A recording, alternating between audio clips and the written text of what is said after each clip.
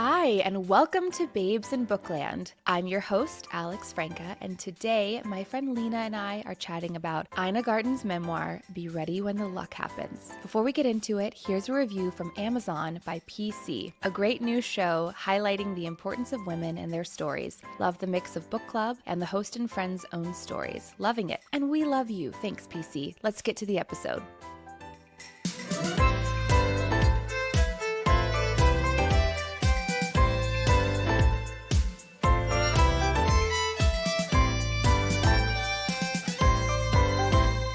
Hi, Lena. Hi, Alex. Thank you for being here with me today. Of course. Thank you for having me. I know you're kind of an Ina superfan. Oh, she's my queen.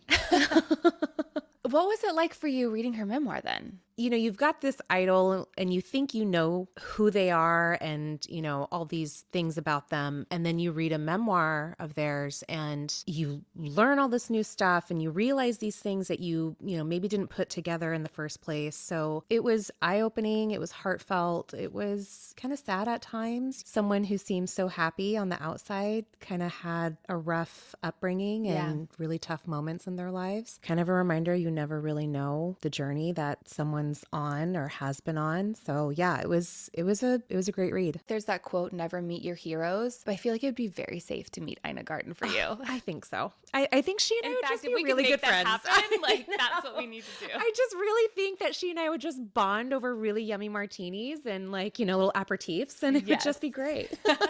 Yeah, I completely agree. I thought this book was a really cozy read. Ina's life has truly had some magical moments, but I was fascinated by her ability to dive head first into new and risky adventures, probably because I also am very much a look before you leap type person, which that's what she called herself. Her shrewd business sense helps guide her way, and she also seems to have a knack for surrounding herself with people who lift her up or help give her answers. Absolutely. Which is very helpful in life, including her very lovely husband, Jeffrey. Yeah. So was it luck or hard work? Probably a little bit of both. You know, I think it was all hard work. I really do, because she didn't come from much. It's not like she came from wealth and had all these resources at her fingertips. She really had to assert herself in a time when it wasn't common for women to assert themselves, Or acceptable, really. Or acceptable or tolerate, right? Yeah.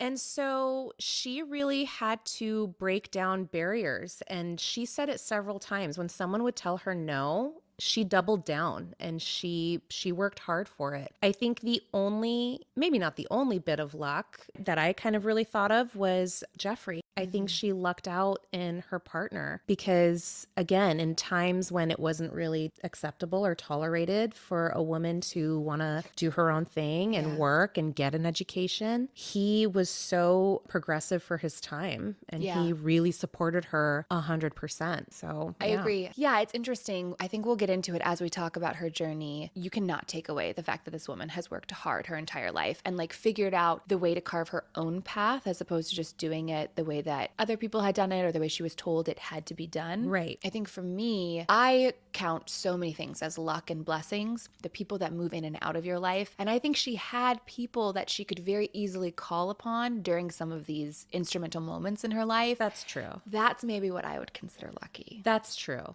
The things she couldn't control. Yeah. Coming in and out, like you said, people coming in and out of her life. And that's a good point. Yeah. But we will circle back to this at the end of the episode and see if our opinions have changed. Okay. But the most important thing, like I said, I think, is that Ina did things her own way, and that's what has made all the difference. You're right. When she would sort of be tasked with a challenge or a problem or someone would tell her no, she was just like, I didn't take no for an answer. And here's how I made it work out for me. And I was like, this is just great for anybody to learn. Yes. 100%. Some negotiation tactics that she laid down, that she learned from her dad's. Okay, well, let's get into it. Let's do it. This book was released in 2024, so at the tail end of last year, and Ina does not have a dedication, but she includes this quote from her husband. Do what you love. If you love it, you'll be really good at it. Jeffrey Garten. Okay, so I like to start all the episodes off with some quick topics. You cook from Ina's cookbooks a lot. Yes. And I know you have a favorite recipe, but I also know that you adjust some of the things. How do you feel about that?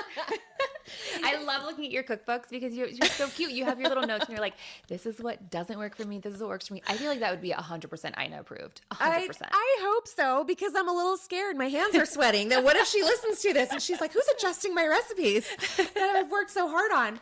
No, I mean, and it's funny because I'll tell people, if you want an easy recipe, really look at one of her cookbooks. But I do. So my favorite recipe is her fried chicken sandwich. Also, my favorite recipe that Lena makes. It's Listeners, these things are bomb. so good. So good. It's a lot of steps and it takes a lot of prep, but it's so worth it. And it's a hit every time I've made it. Yes. Her method is pretty foolproof. You can do it. I don't know that I've adjusted that recipe, but I've written notes like, oh, use this dredge for this, or put a liner underneath the tray for easier cleanup, that Smart. sort of thing. So smart. Not that recipe is perfected. I will not touch that one. But yes, a couple of her other recipes, I'll maybe increase the salt from half a teaspoon to a teaspoon because I like things on the saltier side. That's true. Everyone's palate is different. And it's good to learn that for yourself. And I'm sure that, you're buying the cookbook, so really she can't have too much to say about it. Yeah, she's got my money already, so what does it matter? Okay, so we'll talk a little bit about Ina's philosophy. I have a couple of quotes later on in the episode, but really her biggest thing, which is really funny that you bring up this sort of time-consuming fried chicken recipe, but her biggest thing is easy meals that is really all about being able to be with your guests and have an easy dinner party that's all about the people as opposed to the food. Yes. But she also does talk about how presentation is really important to her. We'll touch on her time in Paris. That really seemed to shift everything for her. Yeah. But I know you are the hostess with the mostest. Oh, you love gosh. to gather people. What does that mean to you? Food and meals and friends. It's memories created. Nobody's upset when they're eating a good meal. That's true. I mean, so true. Even Ina says it. There's this episode where she makes her cookies and her chocolate chip cookies, and she's like, you can be mad before having a cookie. You can be mad after having a cookie. You can't be mad while eating a cookie. It's just not possible. This is also a parenting tip, people. Yes. Your child is having a tantrum. Give them a cookie. Give them a cookie. Maybe the wrong piece of advice. I don't know. That's all right. Well, Well, take for it. you. It's fine. Take it how you want. But no, it's love, and in many cases, it's culture, right? It's creating this tradition. And if you come from a family who's from another country, you can introduce these foods to your friends and loved ones. What a great way to tell a story or bring a shared memory to the table. And creating those traditions and those moments, those are the best times when you're sitting at a table with all your nearest and dearest, and whether it's your chosen family or your actual family, those are fun times, laughing and drinking and eating. That's my favorite thing to do. That's what it's all about. Yeah. So the next quick topic, Ina writes this. My friend Erin French from the restaurant The Lost Kitchen in Maine once wrote, sometimes you have to trust the hard times. The pain and the tragedies in life have purpose. They will make no sense at the time, may bring you to your knees, and you will wonder why the hell this is happening, and if you'll ever get through it. But trust is your trajectory, sending you along your path. If you listen, learn, heal, and grow along the way, things will one day make sense. It's true, isn't it? I mean, we've got this saying that everything happens for a reason. It's kind of one of my mantras. And there have been several moments in my life where I've really tried to abandon that mantra because I couldn't find the sense or the reason. Because you hate it. You hate it. You can't figure out how this horrible, horrible thing could make sense. Yeah. And for someone who, I wouldn't call myself a control freak, but I do like to, be able to navigate, as many parts of my life as I can. When you feel like you can't control or navigate a situation and it's so devastating, it hits hard and you want to abandon all reason and all sense and sensibility. And I think that quote is actually quite poignant for what's happening right now. There's so much turmoil and tragedy going on in the world. I hope one day we can make sense of it. Yeah, I hope one day soon. Yeah, that's also the tricky part of this quote is how long do you have to trust? Right. How long is that your trajectory? Yes.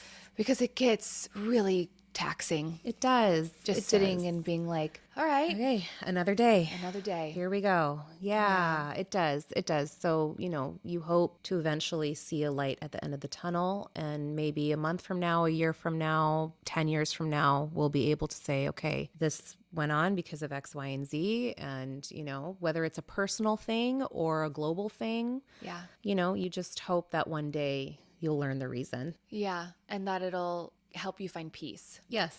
Or Yeah. maybe guide you for, the next thing that happens in your life. Yeah. Yeah. Or at the very least, just remind you that you are resilient and you are strong enough to have gotten through this thing. Absolutely. Even if that's it. That's your own silver lining. You Yeah. know? And I Yeah. wanted to include this one. I did love this quote. And I thought that it was something that I do struggle with, this whole idea that everything happens for a reason. Because like you said, really, really horrible things, like bad things happen to really good people. Yeah. And I truly hate it. Yeah. I hate it. And I Yeah. hate that thing where it's like, well, everything happens for a reason. I just want to be like, no, fuck that. Yes. Honestly, like, Yeah. fuck it. Yeah. But I did love this quote. And I also really appreciated that Ina included her friend's words in her own memoir. And she tells other stories later on. Her show kind of develops into this interview type show. This is the more current show that she has. Yeah. Be my guest. And it isn't just like she felt compelled to share others' examples of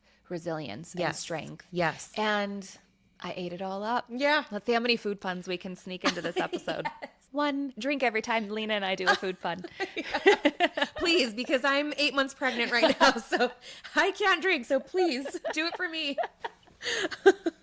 So last quick topic. We'll touch on this very, very quickly because it's time to deep dive into Ina's journey. But I loved that she took us on the journey of the steps of writing a memoir because often my authors do not.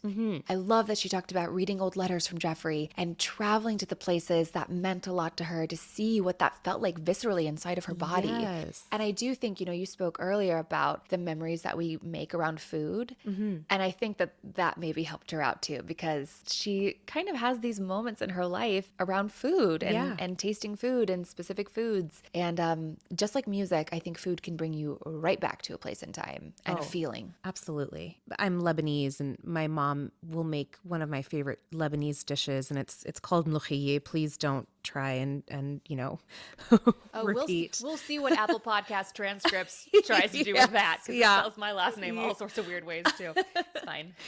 But it does every time I have it.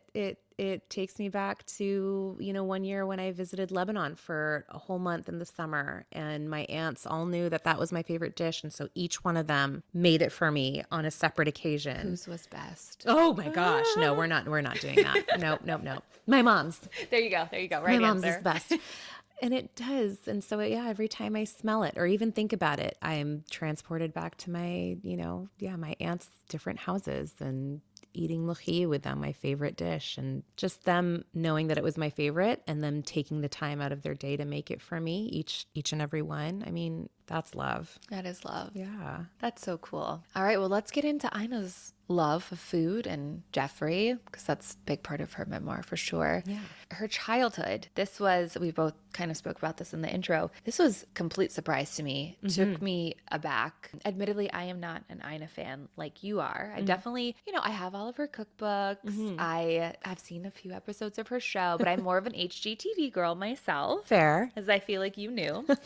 But what I did know of her sweet smile and her easygoing disposition, I just was not expecting for her to share that her formative years were really full of her parents belittling her, telling her that she would never amount to anything. But boy, did she prove them fucking wrong. Yeah. And we're going to drop the F-bomb today because Ina drops it 4 times in her memoir, and Lena listened to it. So you got to hear her say it, which is awesome. Which was well worth it. I highly recommend doing the audiobook just so you can hear her drop the F-bomb. You love it. Wouldn't expect it. Clearly, this is a reminder, like you said, that you never know what people have been through, and that also therapy is amazing because she does talk about a therapist who later seems to also become a very good friend, which I wonder how you navigate that situation, but that's fine. Who cares? As long as they're there for you. Yeah. So here are a few quotes from her memoir. She writes, "My parents had a my way or the highway approach to child rearing, and any attempts at noncompliance were met with pretty serious anger, even questioning what they expected me to wear or when to do my homework was totally unacceptable. She continues, we never saw eye to eye on anything. In fact, they expected very little from me and generally registered strong disapproval of any decision I made that was different from theirs. They were all about checking boxes and keeping up appearances, while I always ran as far from the box as possible in order to make my own way. How did your parents demonstrate your self-worth to you growing up? Because clearly Ina's gave her 0. 0. And which is so surprising because like you said, she seems like such a happy person and a cheerful disposition. And I think she is. And I think she is too. And I think maybe her personality was always this way, the nature part, and she was able to hold on to it, nurture it, because her friends were there for her. Her chosen family. Her chosen family. But I mean, to have your parents say these things to you, I mean, that does create a voice inside your head. Oh my gosh, does it ever? My parents were very big and still have always been big on education. So for me, it was never a matter of, who you're going to grow up to marry. Marriage was so far from my parents' radar for all of us. They had their first child in 1969, and it was my sister. And my sister has stories of instances where other families would try and set her up with their son, in like high school or whatever. And my parents were like, no, they're not interested. But that was not necessarily untypical of the time. No, right? not so at your all. Parents were a little progressive with that. Oh, big time. Yeah. And especially for a girl. I mean, in our culture, in that time, now a lot's changed. Were they in Lebanon at the time or were they in America? No, they were here in the States. Yeah. So to them, education was first and foremost. You can do anything. The more you learn, the more doors open up for you. And the more you accomplish, the better your confidence is and the stronger your confidence is. And they always told us, you can do anything you put your mind to. They had their rules and they had their limitations and we were expected to respect that as well. But they really instilled in us that if someone tells you no, you try and figure out a way to fix it, overcome it, do what you can to get what you want. That's wonderful. My parents were very similar and they always expected my best and the best that they knew I was capable of giving. Mm-hmm. So I do think that my parents encouraged me to be very ambitious but also gave me the confidence of knowing I could. Yeah. I don't know. I feel really lucky because my parents just always made me feel loved. They always made me feel safe. They always made me feel like I could do anything. Yes. As a child, you assume that everybody's experience is yours. Right. Until you realize that it's not. Mm-hmm. But what a testament to overcoming that and being hella successful. Like this lady made it. Okay. Yes. Like, let's be real. Yes. Because she could have so easily, fallen victim to that sort of mentality. Just let their word be law. Yes. Yeah. To that sort of, mental and emotional abuse that, just kind of going through life, feeling that way about yourself. That hurts my heart. And especially as a parent, because we tell our kids that they're the best things ever all the time, and so to say anything otherwise and complete opposite of that is heartbreaking. I know. It's like, what were they thinking? You kind of understand that it seems like Ina's parents very much felt like they needed to bring children into the world, but didn't necessarily want to bring children into the world and whatever that meant. And so that's another heartbreaking realization. But it's just like, what do you really think you're accomplishing by telling someone that they suck, basically? Yeah. And I think she even said that in the book. I think she even said, my parents should not have had children. Yeah. And it, kind of influenced her decision. That's right. Yeah. On whether or not to bring kids into this world. You just said that you tell your babies that they're the best ever. I agree. They are. Do you feel like it's like a conscious choice that you make? Is there anything that you do where you're like, this is something that I am purposefully doing in order to create that voice inside their head, to instill their value and their worth to them?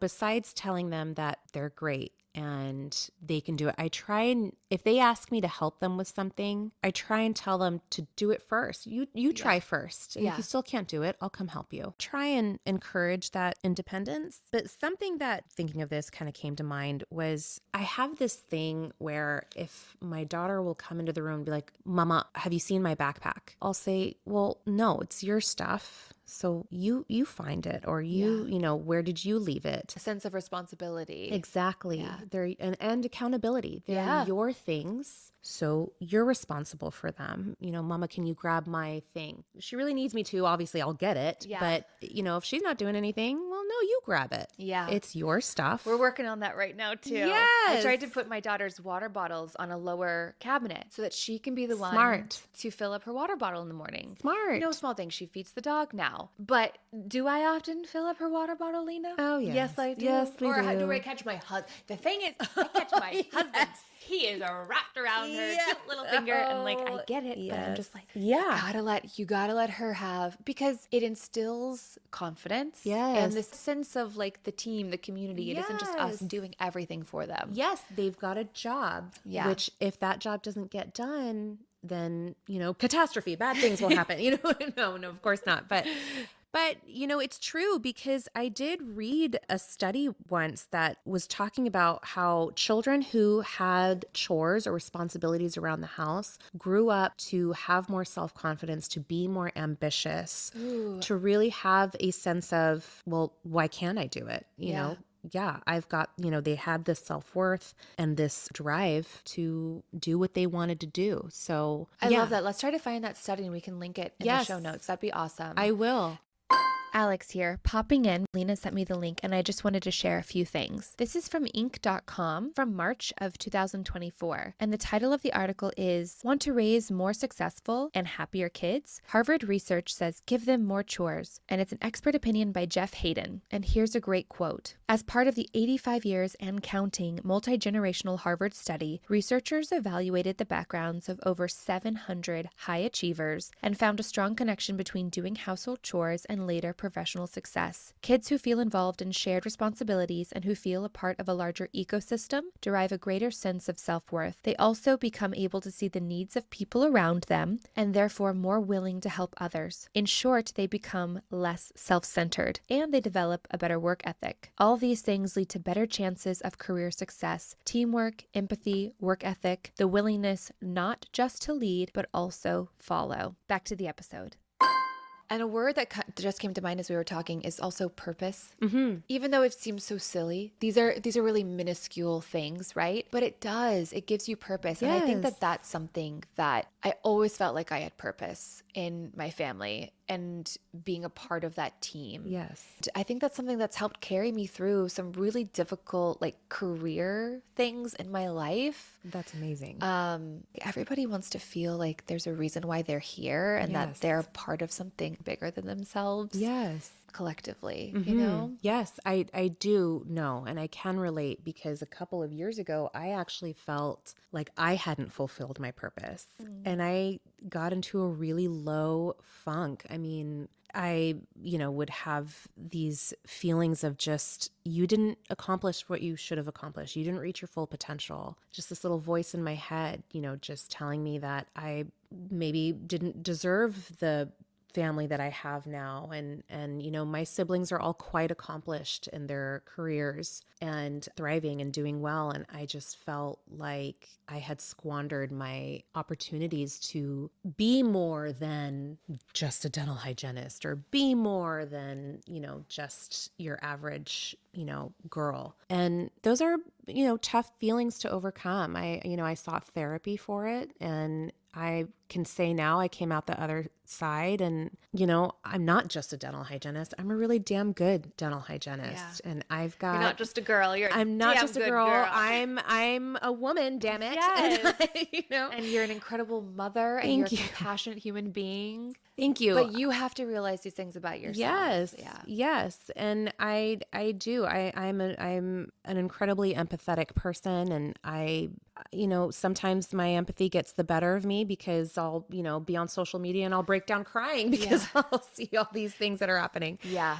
But no, I think that deserves a spot in this world and in my family. And, you know, I bring ideas to my husband that maybe he didn't think of because he's maybe not as empathetic as I am. So yeah, there is purpose for all of us. And finding that purpose is real. And it is a journey for sure. And it's an important one. Yeah. Can I share something with you? Please. So I had my birthday around the time that I'm reading the book. And this was the first birthday that instead of like looking forward and feeling hopeful about the future, I had a moment of being like, oh my God. Like, yes, I've been raising 2 children, but like my career has completely pivoted. You know, I've started this podcast as a creative outlet, but like it was just this panicky anxiety moment of just like, what am I doing with my life? Like, how long am I going to keep doing what I am like hoping to do with my life? And like, when am I, you know, just a lot of anxiety and pivoting. And I actually spoke with a therapist, but reading this book helped in such a way. One, it was a very cozy read, but also Ina completely pivots her career, which we'll get to in a second.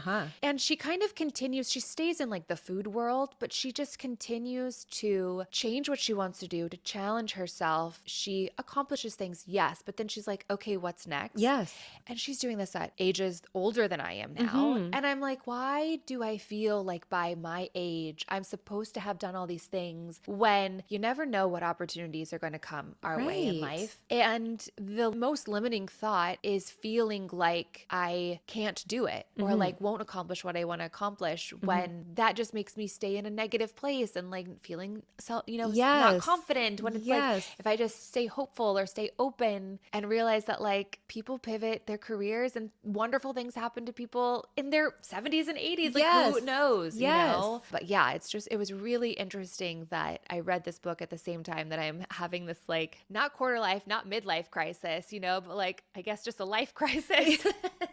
You know? Yes. It's like you do feel purposeful in so many ways, but like I totally relate with the career thing. Yeah. I mean, remember all the ways that you fucking rock. Yes. And be okay saying that, damn it. Damn it. Yes. And not everyone's life journey has to be in a certain order, you know? Yeah. We discover new things and we start new chapters in our lives at different times that make sense to us and that work for our lives and our dynamic and our families. And that's what we need to remind ourselves. Comparison is the killer of joy, right? Yes. So we need to stop comparing ourselves to other people. I love that you just said that because I totally said that phrase in a previous episode. Oh, so, nice. Yes. Bringing it back. We're just going to keep hitting that home. Yes.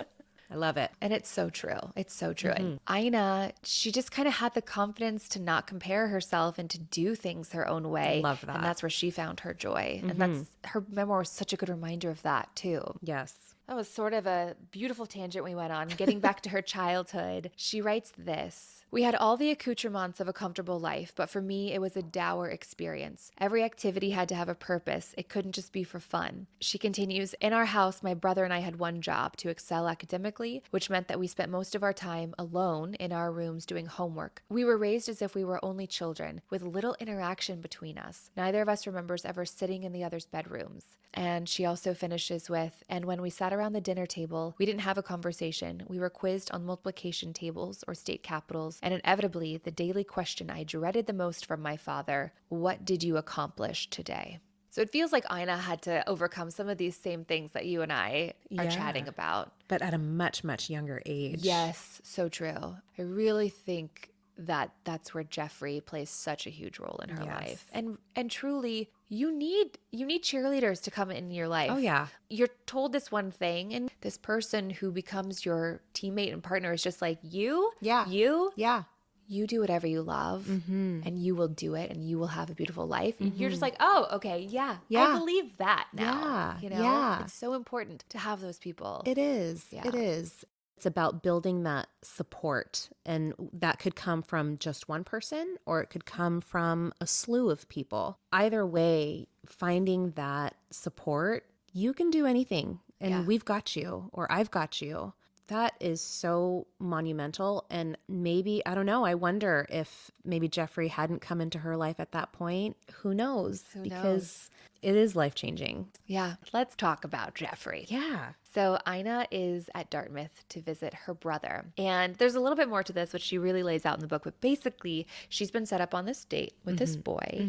And she's like walking the grounds of Dartmouth. And Jeffrey's at the library. And he looks out the window at the exact moment Ina walks by. And he's like, who is that? Just so happens he is sitting at a table with the boy that Ina is supposed to go on a date on later that night. Date with later that night. And he's like, oh, that's Ina. That's, blah, blah, blah's sister. Sorry, I didn't write down her brother's name. I think his name was Ken. Ken. That's Ken's sister. Yeah. Thank you. And Jeffrey's like, what? You're going on a date with her later? You can't. There is something about this woman. I need her information. Yeah. Ina ends up going on the date with this other boy, but it's not good. You Yeah. know, they're like, we're better off as friends. And so Jeffrey asks for her address in order to write her because that's what they did back then. And it's so lovely and romantic. Yes. But Ina's like, excuse me, who are you? And who do you think just by writing to me, like, I don't know who you are. Yeah. But she is eventually won over and she goes on a date with Jeffrey and they have all these letters that they write back and forth before they meet up. And she points out that young people don't really write letters anymore. No. Which is so true and so sad. And I have old emails saved, which are cute, but they're not as like, do you ever realize this? You have a new friend in your life and suddenly you get a note from them and you're like, I did not know this is what your handwriting looked like. When we all knew what our friend's handwriting looked like back in the day. Yeah. Isn't that kind of weird to realize there are people in your life that maybe mean a bit, like a lot to you? Yeah. And you do not know what their handwriting looks like if they're left-handed or right-handed because we don't really necessarily write anymore. Yeah, that's so true. I never trippy, really thought about it, right? but yeah, you're right. I know. Just things to think about. She and Jeffrey get together and she pauses for a moment in her memoir to reflect on how fateful her and Jeffrey's union seemed to be, which we talked about. Maybe that was some luck there. And how terrifying it was for her to realize that if anything had happened differently, if he had gone to the bathroom at the time she walked by the window, if she hadn't taken that route, it felt like fate. It did. I mean, what else could you call it? Oh no, there's no other word for it. And yeah, that's why I say, I think that is luck, fate, destiny, whatever you want to call it. She writes, fate had a pretty fragile grip on this precarious chain of events, like many events in my life, but somehow it all fell into place. Love it. So they eventually go on their first date, and it was so cute because she tries to impress him by suggesting that they go to a bar, but she's not 21, so she can't get in. It's like this random bar that she had only heard of. Yeah, they get there, and the guy's like, ID, please. And she's like, whoopsie. But it also showed Jeffrey's character right away because he was like, we'll find something else to do. She writes, he was an old soul in a young man's body. From my point of view, the combination was irresistible. Oh. I love it. I know. I love it too. So they continue dating as Ina graduates high school and starts college. And during Jeffrey's senior year, he suggests that they get married as they're eating sandwiches. And I was like, really, Jeffrey? Like, really? That's how you propose? And Ina also is kind of like, she's very excited, but she's also like, really? That's how you propose? Well, I guess that's how I propose. That's fine. Very apropos that it's over food, I guess. Yeah. But she is only a sophomore in college, and she knows that her parents explicitly said that they didn't want her getting married until she was graduated. And so she's like, okay, how can I make this happen? And she writes about how her parents came to visit her, right? And her mother and father came in separately, and her mother comes in first and basically says, I don't want you to do this. I don't think you should do this. And Ina writes, this was the first time in my life I've ever said this to you, but I really don't care what you think. And then it was so funny because her dad comes in and he's like, way to go, Ina. This is the best thing you could have done. And she was totally taken aback because she was not expecting that at all. Yeah. If we were to put two and two together, he was probably a little happy to have Ina off his payroll and was like, yeah, this is what we always wanted. To raise a woman who would get married. Yes. Because that's what you did in those times. Yeah. And it almost makes you wonder if her mother maybe secretly harbored maybe a little bit more ambition for her daughter, didn't know how to communicate it, yes, but was trying to be like, get break your this degree. Cycle. Yes. Get your degree. Don't just become a married woman and a homemaker. And that's actually really sad to think about. I wonder if that was her way of, of trying to break that cycle for her daughter. Yeah. But she just didn't have a better way of communicating that. And luckily for Ina, Jeffrey really was this slam dunk of a partner who truly, I think, helped her reach her full potential because of his support and love Yes. and confidence in her. But her mother didn't necessarily know that, you know? Yeah. They knew he was a good guy. Right. But yeah, oh, that is something really interesting to think about because she talks about sort of reconciling with her dad. Yes. But never really Never with her with her mom. mother. Never having that conversation. Wow. Yeah. Making me think even after I've done my reading and outline. Okay, so Ina and Jeffrey get married. And they go on their honeymoon, and then Ina has to go back to school to take her finals. I was like, what a world, right?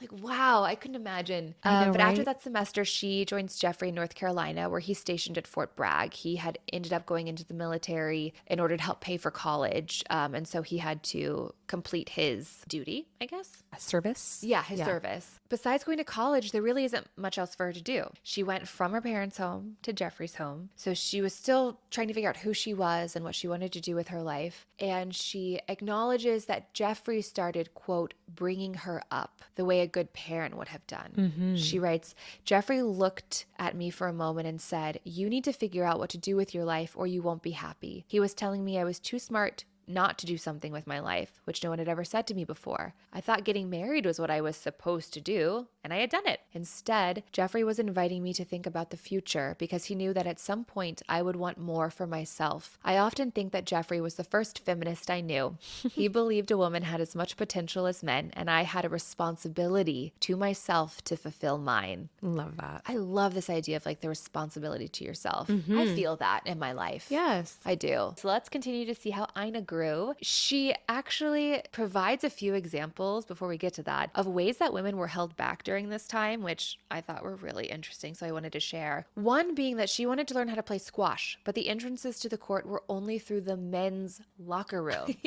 So of course she and Jeffrey sneak herself through the men's locker room. Like, of course she's still going to figure out how to play squash. But I was like, what the hell? And then also at this point, she wanted to get her pilot's license. But remember they told her, they were like, we don't know anybody who wants to teach a girl. Yes. Not even calling her, which, okay, fine. I guess she's like 20, 21. Like, not yet a girl, not yet a woman. Okay, but like, yes, still, we're in that phase. It's one of those things when somebody calls you a girl, unless it's your girlfriend, be like, Yeah. hey girl, don't do that. Yeah. You know, I am post-pubescent, okay? And what does Ina do? She goes to the next town and she finds someone who will teach her how to fly. Did she like flying? No, but that's not the point. Not the point. But she tried. She wanted to do it, so she did it. Yeah, and she figured out a way to make it happen for herself. Yes. So that it was her decision and not life holding her back, or not even life, society, I guess, at the time. Right. Ugh. So Jeffrey has 1 year of deployment as a Green Beret, and he goes to Thailand, and she moves back in with her parents. I love during this part of the memoir. She was like, what was I thinking? Like, why would I go back to the viper's nest? She's miserable. Yeah. But that year, she gets her degree and she's learning more about herself. And she writes, I knew I was the kind of person who jumped into situations. Leap before you look seemed to be my standard operating process. But I was learning that once I landed, I just might have the analytical skills to make it work, whatever it was. At this point in my life, I had no idea how I could use these skills in the real world or at a real job. But I was exercising intellectual muscles and figuring out my strengths and weaknesses, which was a good start. That's like all I could wish for my children. Yes. You don't maybe have to know what you want to do right when you graduate college, but just know that like you've got what it takes to figure it out 100%. and you'll figure it out.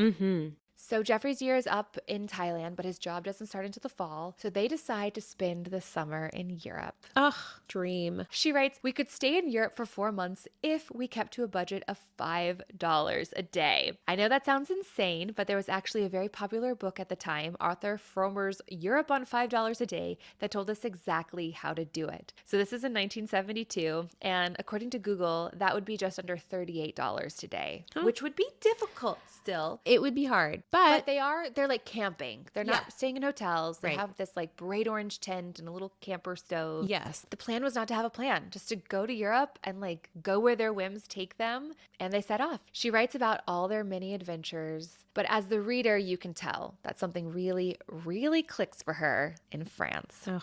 She falls in love with the food and the culture and Paris specifically. She gets real descriptive during this part. And I know you were listening to it, but like I got so hungry when I was reading this part of the book.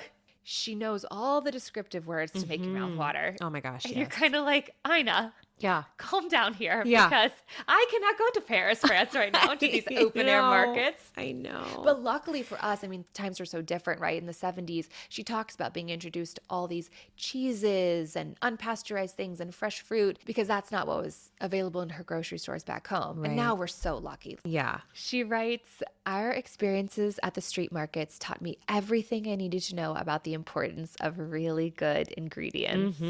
Our meals that summer couldn't have been simpler or more casual, like a never-ending picnic. But each element was fresh and flavorful, and that's also when I began to understand that presentation was important too.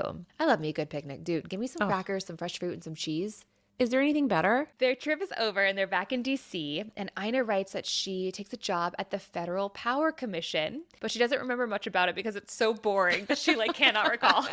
She moves on to be an analyst at NASDAQ. But what's really getting her through the days are the evenings when she gets to come home and try out a new recipe, mostly from Julia Child's Mastering the Art of French Cooking. She lands a job at the White House Office of Management and Budget, where her department analyzed pending legislation and recommended that the president sign or veto the bill. I didn't even know that this existed. Yeah. But that job was very disheartening. She writes, because my day job didn't satisfy my creative energy, I spent my weekends and evenings doing other things that made me happy and satisfied my need to develop my own skills. First and foremost, cooking was my after-hours therapy. And because that wasn't enough for me to do, really, I decided to buy an old house and renovate it. And for some reason, I decided that wasn't enough, so I enrolled in the graduate MBA program at George Washington University. Looking back now, I can't imagine how I did all that, but clearly I was searching for a career path besides the government. Ina is struggling with feeling independent in her marriage. She writes, I've said before that Jeffrey brought me up as my parents have done such a dreadful job. That's putting it lightly. They made me feel worthless and belittled, but Jeffrey gave me confidence and taught me how to be strong in the world. I was so grateful for that. But there was this sense in our marriage that he was the parent and I was the child. I can imagine that was very frustrating for her. And she also really wanted to buck the traditional roles. She writes, I didn't like that it was assumed that I would make dinner, nor did I like it that it was assumed that Jeffrey would manage our finances and pay the bills. I thought these classic gender roles were annoying and unfair. I wasn't having it all. I was doing it all. I also love that she writes that too, because she likes to make dinner. Yeah. But that's not the point. Right. She writes that she tries to talk to him about how she feels, but he doesn't quite get it. So she's stewing in all of this as they decide that it's time to buy a house. They go to apply for a loan, and they're told that they don't have enough income to qualify for the loan that they want. And they're like, huh?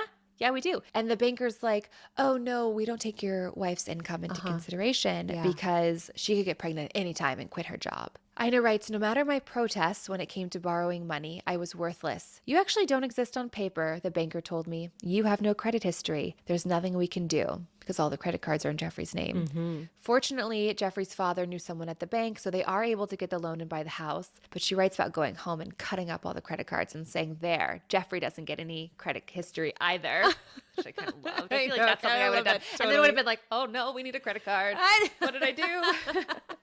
They buy this home, they renovate it, they eventually find another home, and she goes way more into detail in her memoir about all this. But when she finds this other home, it's a model home, and she writes that she walks in, and she's like, this is it, I want this home. And they're like, no, we're not selling this one, because we need to show this home to other people in order for them to buy in the development. Right. And Ina, not taking no for an answer, as we have already talked about, she comes up with a solution that benefits everyone. She says, well, how about if I buy the home, but I stage it so you can still have people come through. Now you're not having to sit on this house, you know, win-win for everyone. She writes, when someone says no to me, that gets my creative juices going, which is an exciting place to be in life. If you see no's as temporary challenges as opposed to the be all end all, sometimes a no is a no and there isn't a way to work around it. Sure. But often, as Ina's memoir proved to me, there is a way to still get what you want. You just have to think about how that person also gets what they want. Yes. That's the key. Yes.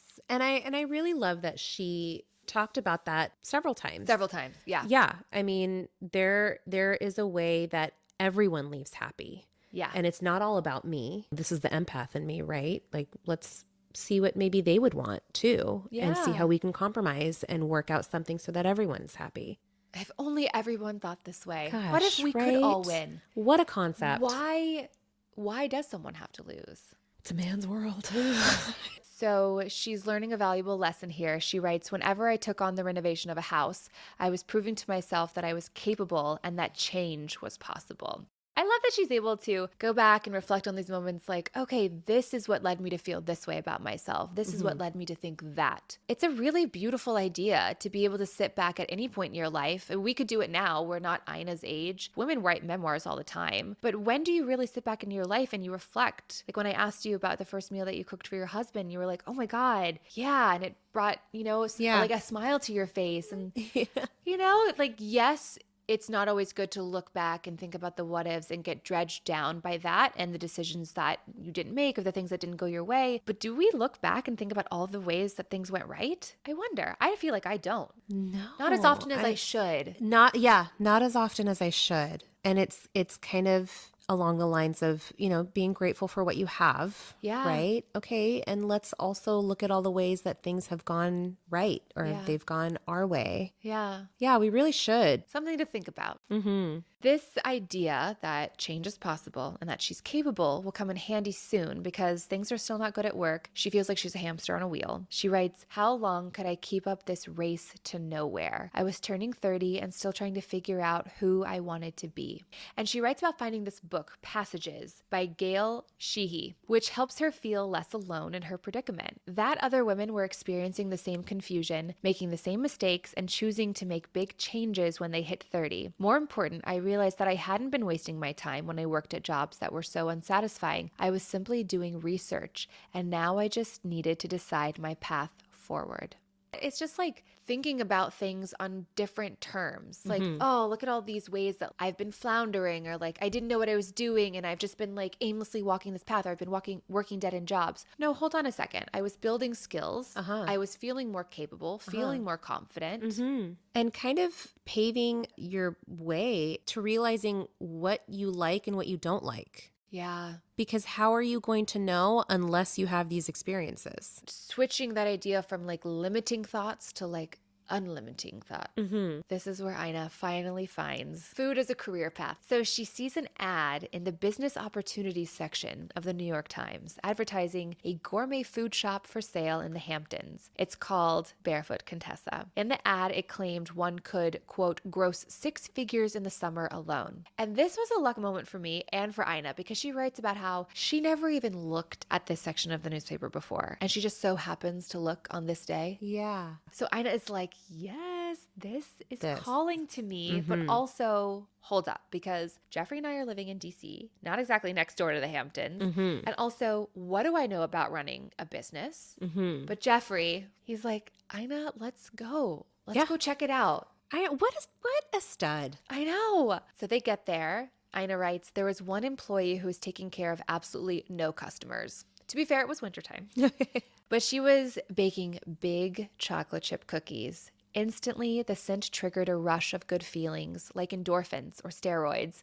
And my first thought was, I need to be here. Standing in this adorable little place named after an Ava Gardner movie. It's about being elegant and earthy. Surrounded by beautiful baked goods, gorgeous prepared salads, and ripe exotic cheeses, I experienced a true Ruby Slippers moment. I felt as if I had clicked my heels and finally come home. I love that. It also made me hungry. Right? I know. I'm like, damn. The asking price is $25,000, and she and Jeffrey offer $20,000. Diana, the owner, accepts. Ina writes, I remember sitting there, stunned, thinking, oh shit, I just bought a specialty food store. So great. She's so cute. All right, it is not smooth sailing, but Ina is very smart because she hires the previous owner, Diana, to work with her for a month and kind of show her the ropes. Obviously, Diana had a successful store. Ina makes her adjustments. She writes all about the ways that she tweaked the business, some mistakes she learned along the way, the wonderful people she employed who made her job easier, some who made it harder, like the guy who was stealing from her. Oh my gosh. And was so nonchalant about it when she addressed it. That was kind of funny. We learned about the grueling amount of time and energy that it takes to make a place like this work. Yes. How the store would be closed on Wednesdays and she'd have to get up at the crack of dawn to drive into New York, go to all the food suppliers.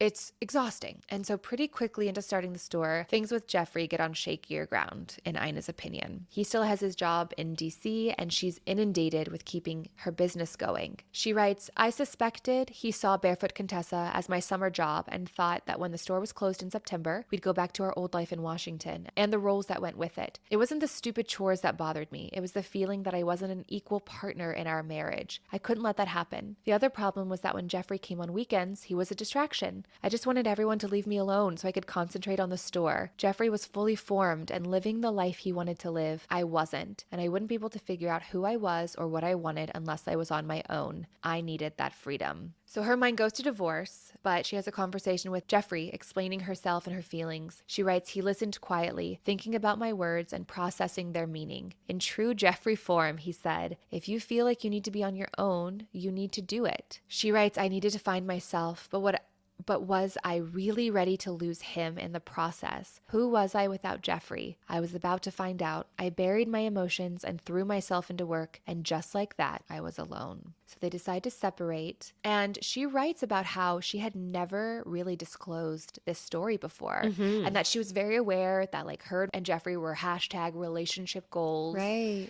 But she felt like it was important. And I think it is. I think she went from her father's house to her husband's house, as she said, and she's finding out who she is and found something that like sets her heart on fire in a different way than her relationship with her husband does. Right. This thing that gives her this purpose, and it's creative and it's fulfilling. It's all the things that she's been dreaming of that he gave her permission to explore. He loved her so much that he was willing to let her go and be happy. Yeah. I Jeffrey. know. Jeffrey, you are a man among men. Yes.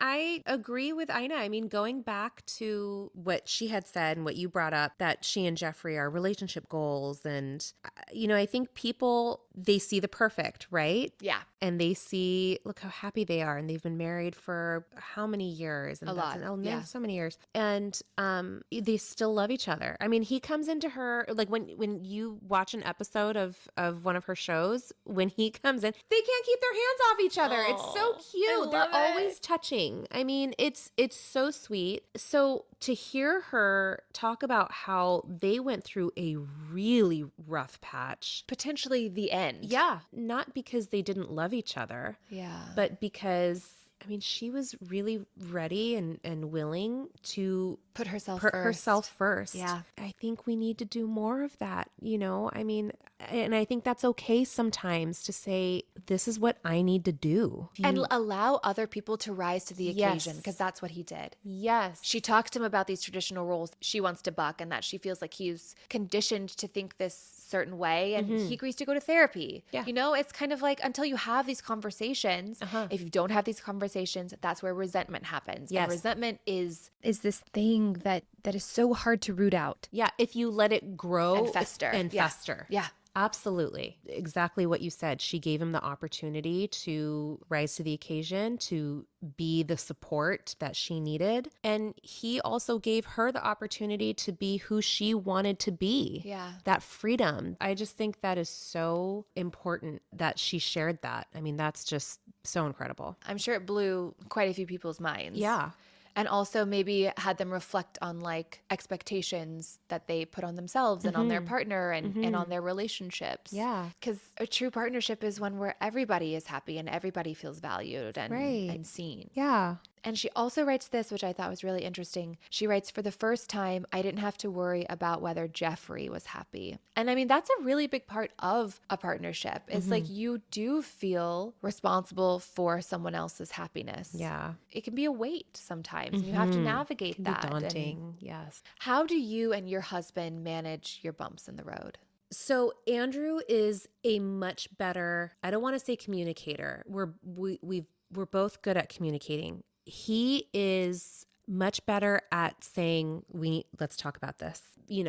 I hear you. And this is where I'm coming from is I think really it was really monumental for us, because then it shows that, okay, I'm actively listening to you and this is why you're upset. Okay, now let me tell you where I'm coming from and why I'm upset. I recently discovered to also say, I hear you and this is what I'm hearing. Ooh. Because then you really are repeating back to them and saying, am I hearing? Am I Yes. picking up what you're putting down, or am I missing something? Brilliant. Back to Ina. Okay. She's miserable without Jeffrey, but she knows it's for the best. She writes, I remain convinced that I needed to figure out who I was on my own before I could be an equal partner with him. And frankly, he needed to do the same thing. She writes that first summer with Barefoot was like a trial by fire, and she came out on the other side transformed, confident. Quote, I couldn't go back to the way we were when my sense of self was so dependent on being his wife. He agrees to go to therapy. They reconnect and move forward together. She writes this, a therapist many years later told me her theory of marriage. When you're young, you marry someone who has the qualities you wish you had. As you grow older, one of two things happens. Either you start to find those differences increasingly annoying and you grow apart, or, and this is what is happening to us, Ina and Jeffrey, you gradually become more like each other even as you remain who you are. I read this and I was like,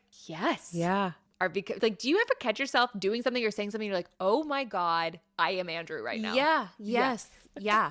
So when Andrew and I first met, I very much enjoyed spending money, and I still do. I mean, I love shopping. It's fun. It's cathartic, and not just for me, but I love giving gifts.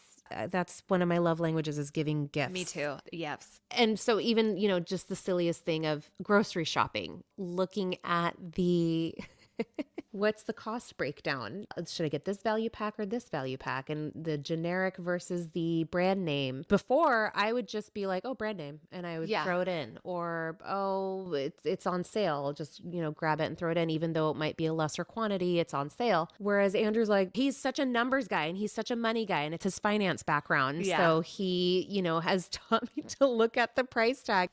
But yeah. So you're starting to see the world through his eyes a little bit. Yes. So I do. I see that little finance in me, and then I get upset when something goes on sale the day after I bought it. Oh, whereas, yeah. Well, I mean, we all do that. Yeah, we all do. We all do. I know. But now I will actually go back and be like, I want a price adjustment, and I won't take no for an answer. Good for you.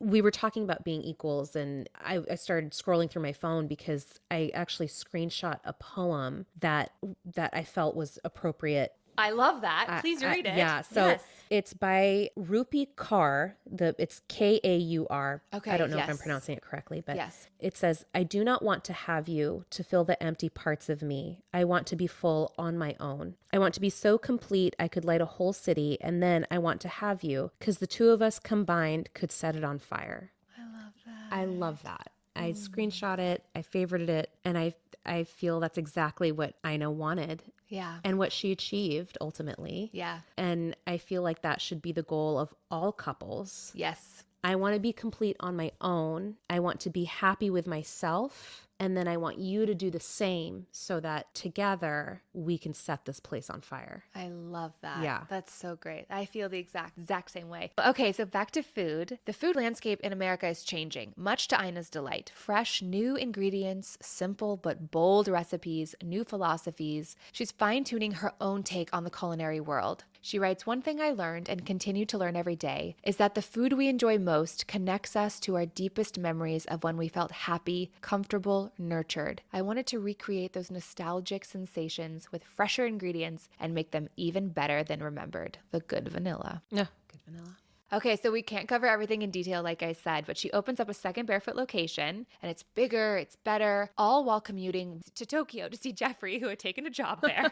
Honestly, her life sounds so exhausting, and I'm like, you had no room for children. No. Like, I get it. I you know, Like, totally. You wouldn't have been able to do this. Yes. You just wouldn't have. No. You would have done other great, amazing things, but not this. Right. Then she decides that running 2 stores is too much, and she sells the original Barefoot. And then ultimately, she decides to sell the second one because she got burnt out, and also she felt like she was on autopilot. What she had loved was overshadowed by what she did not love, which I thought was such a wonderful place to like check in with your life. Like, is this thing that I think that I'm doing, that I think I'm supposed to be doing, this thing that I've loved, are the things that I don't love about it overshadowing? And she was looking for something to start that spark inside her once more. And it was time again for her to figure out what she wants to do. And she decides, you know what? I'm going to try and write a cookbook.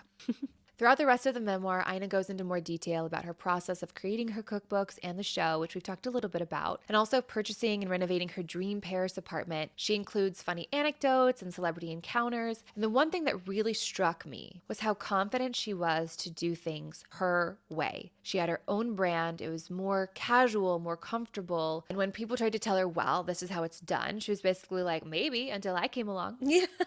She writes, for me, cooking wasn't the goal of entertaining. Being with friends was the goal. So I wanted to make recipes that anyone could prepare and know their guests were delighted. And she consistently proved people wrong, even as she was still struggling with this inner voice that, her parents had created for her, asking her what makes her think she can do this. For example, she was adamant about the look and feel for her cookbook, more real, less staged. She writes, Barefoot was an outlier. At the time, best-selling cookbooks were Bibles that had hundreds of recipes, how to cook everything. Basically like a Cheesecake Factory menu, With 0 photographs, Barefoot had 75 recipes and full-page photographs. Also, the pictures in recipe books are everything. Yes. I kind of can't believe that they used to not include those. Yeah. But I do. I have some of my grandmother's old recipes, and they're just... Yep. In like little typewriter. index cards Yes. Yeah. Or do you remember that like Betty Crocker book? It was like red and white. Yes. And every mom had one. Yes. If my mom had one. And yeah, there were like hardly any pictures. And if there were, they were itty bitty, black and white. Like, how are you supposed to know what it's supposed to look like? I'm a visual person,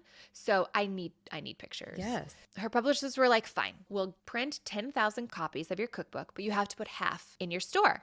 She's like, okay. She bets on herself. And later she's like going to write an $85,000 check, because that's how much half of the cookbooks cost. And within a couple of days, they call her and they're like, we need those back because your cookbook has flown off the shelves. Yeah. I love these ways where she gives us the challenge. She says how she did it her way. And then she's like proven right. Yeah. I love it. I love a good like redemption story. Oh, same. I'm into it. There's another story involving the creation of her show. It's everything that Ina isn't. They're trying to make it everything that Ina isn't. Basically a repeat of Martha's show, which we said. She gets handed scripts at the beginning and she's like, yeah, I don't know what you want me to do with this. I'm just going to talk as I cook. And they're like, she wants to try her food on camera. And they're like, no, we don't do that. Production takes over her home. Yeah. It's all when I was reading this part, I was like, oh, this just seems so overwhelming. Yes. Is it worth it? That's probably the question she kept asking herself. Is it worth it? It's not a good experience and she doesn't want to continue, but Eileen Opetut at Food Network sees something in her, telling Ina that she loved when Ina took a bite on camera. That was the thing where she was like, oh,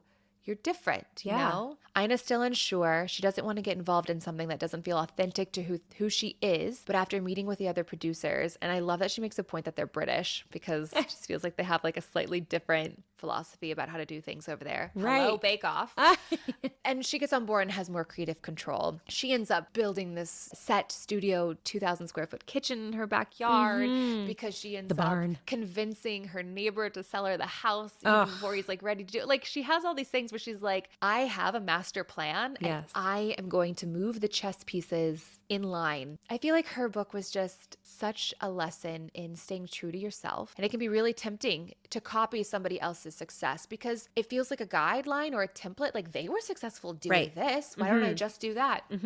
But I do ultimately feel like in this world, even though we have a new Marvel movie every 2 weeks, people appreciate and want originality. Yeah. They want it. They're in desperate need for it. I really do think so. She writes a lot about how meticulous she is with her recipes, like she said, approaching them like a scientist. And she has a lot of cookbooks. I was curious as a reader and as a fan, like how does she keep coming up with content? Right. And it's a lot of content too. It's a lot of content. Yes. But she writes, ideas come from everywhere. A recipe I'd seen in a magazine, dinner we'd had at a restaurant, a new ingredient like sriracha. And she was like, I know, she's so cute. I love to base recipes on remembered flavors. So that's pretty much Ina's memoir. Like I said, she really does go into like the celebrity part of her life a lot more, but we don't have time for that today. And I don't know. I thought that the beginning of her life was just so interesting and sparked a lot of awesome conversations. Oh my gosh. With you. Oh my gosh. Yes. But I want to circle back. Was it luck?